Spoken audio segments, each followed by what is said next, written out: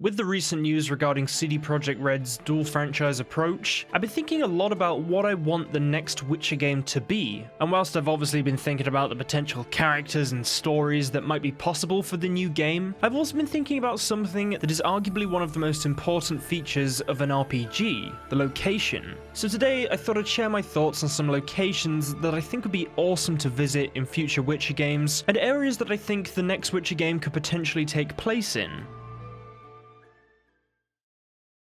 The first one is Mahaken. Mahaken is a dwarven kingdom that until recently was ruled by Temeria, although even then it had its own laws and political system, so it was basically its own kingdom. Its capital is Mount Carbon, which is the main dwarven city in The Witcher, and where most dwarves as well as gnomes trace their roots to. Now technically, we do go there in the Witcher game Thronebreaker, but I still think this kingdom and the capital would be awesome places to go in a AAA RPG version of The Witcher. Although one thing that may hold back this being a potential location we do go to is the fact that generally the Mahaken gates are closed to all those considered outsiders. However, they are all open during the Ale Festival, so perhaps we could visit during this event, and we could probably even go even not during this event, as I'm sure cdprojektred would find a valid reason for us being allowed into this kingdom.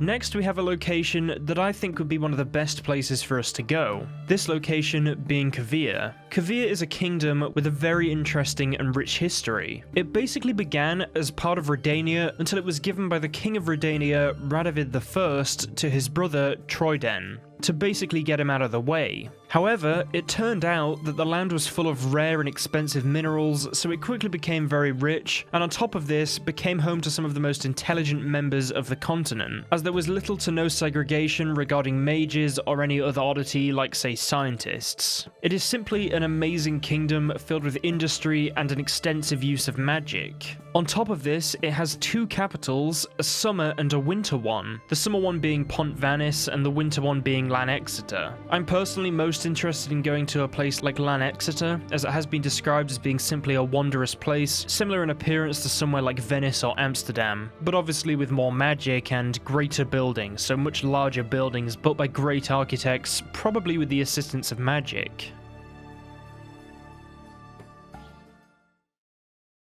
I also think Brokilon is somewhere that many fans, including myself, would like to see in the next Witcher game. Now there is a few reasons for this, one of the main ones being that we would be able to meet the Dryads, a race that we only briefly encounter in The Witcher 1. The Dryads are an incredibly interesting race and barely venture from Brokilon, but their entire culture and the way they view stuff like nature and the world is just something that we haven't really seen before in The Witcher. Obviously we've seen elves and they have a love of nature, etc., but nothing compared to the Dryads.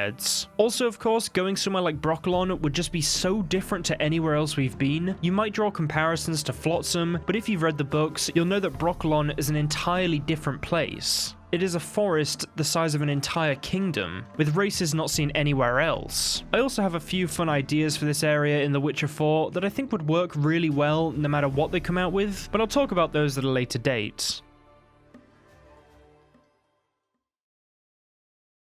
Next on this list is an area that I actually believe the next Witcher game will take place in, and this is simply because of how large and important this area is in terms of the Witcher universe, regardless of what ending you get in The Witcher 3. This area is Nilfgaard, more specifically the city of Nilfgaard, or as it is also known, the City of Golden Towers. And of course I would also like to see the surrounding area, similar to how you can go to Novigrad and Oxenfurt in The Witcher 3, as well as Vela and everywhere else, you know what I mean? Just so you can go to all the areas within the sort of Nilfgaard kingdom. I'm not saying everywhere in the Empire. For example, I don't think that we should probably revisit Toussaint, considering we had an entire expansion about it. There is so much to say about this area as a whole, it's like describing all of Redania, but to focus on the main points, I think that obviously being able to see an area that's not only controlled by the Empire, but has been part of the Empire since its beginning, would just be really interesting. We will get to see the Nilfgaardian merchants, Nilfgaardian soldiers just patrolling the streets, acting as guards, and so many awesome different people, as well as all the festivals that Nilfgaardians have, and just the way the culture is just so different to the Northern Realms. it would be similar to the Northern Realms, but just with a completely different coat of paint. I also think it would be great for us, as because we are in Nilfgaard, depending on when the game is set, we would probably be able to see more witches from the School of the Viper, and perhaps even be one. Maybe the game could be about a Viper Witcher trying to revive his school after Letho failed, or maybe be set during the time before the school's destruction. The School of the Viper is such an awesome school, and I for one would like to see it expanded and explored more, so by having a game in Nilfgaard, this would undoubtedly happen.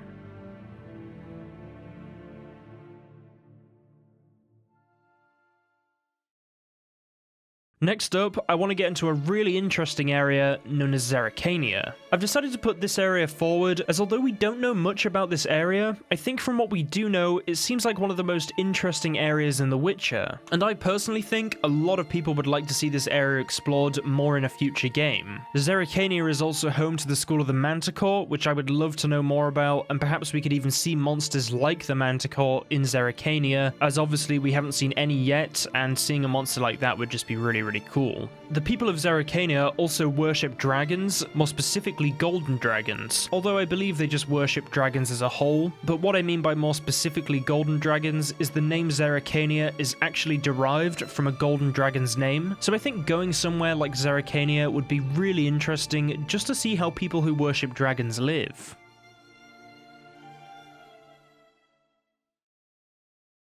Ophir is the next area I'd like to see, as yet again, although we don't know much about it from a visual standpoint, it remains one of the most interesting areas in The Witcher. Ophir is a place that is filled with the remains of fallen empires and kingdoms, and in its current state is a unified landmass that contains various petty kingdoms ruled by different kings. The people of Ophir also briefly appear in Hearts of Stone, and from their garb you can get a general impression of the area in which they live. It has a very warm climate and is just a really awesome place, so I would honestly love to go here in a future Witcher game, as it would be so different to everything we've seen before. Next, we have Dola Fauna, which I think is somewhere that I would personally really like to see, because of a certain character in The Witcher 2. This character being Iorveth. Now I know Iorveth doesn't really agree with the ruler of this realm, but the fact that Dola Fauna is a non-human state, well, humans are now allowed there, but non-humans are treated completely equally with racism not allowed, means that going there would be the perfect excuse to bring him back. Perhaps he wants to confront the current ruler Francesca Findabair about her betrayal of the Scoia'tael, or maybe even arrange for the remaining Scoia'tael to be relocated there. I don't know, but personally I just love to see him back in the next game, and I think having that awesome conflict with Dola Fauna would just be quite a cool way to bring him back, and just seeing Dola Fauna in general would be awesome. I mean, obviously, even taking away the Iorveth aspect, I would just like to go to Dola Fauna as well, to see how a state run by an elven sorceress would actually look. Dola Fauna, at least at the end of the Witcher books, was not really in great shape, but if the next game is set after The Witcher 3, I imagine it'll be at least partly way back to its former self, considering how much time has passed.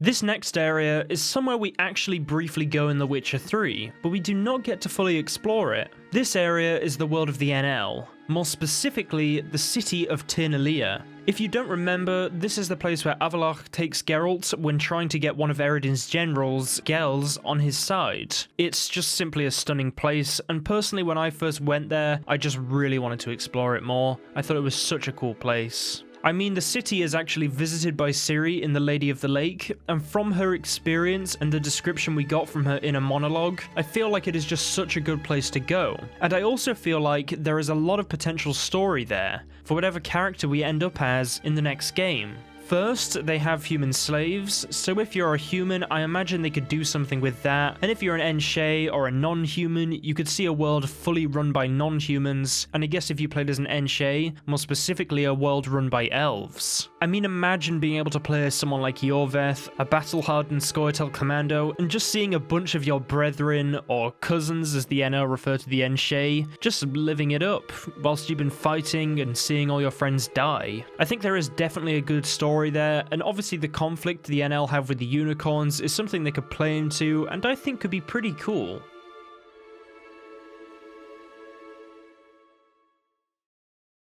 Although we've technically already been to this kingdom, I think that Kaedwen would be a great place to have a Witcher game. I will say right now that I would prefer to see Nilfgaard or Covere, but there are many awesome places in this kingdom still to visit. For example, there's the capital, Ardcarreg, and the Sorcerer's School of Banard. We don't really know all that much about Banard, except it's where most male mages are trained, for example Deathmold train there, but I still think going to a place where actual sorcerers are trained would be very cool. In fact, going somewhere like Thanid Isle and therefore Aretuza would also be quite cool, as we would be able to actually see where sorceresses like Yennefer and Triss were taught, which, as I just said, would be very cool, and a way to link in characters from the previous games, perhaps with references. Also, if you're wondering, when I said we went to Kaedwen, I mean Kaer Morhen, as technically it is in Kaedwen.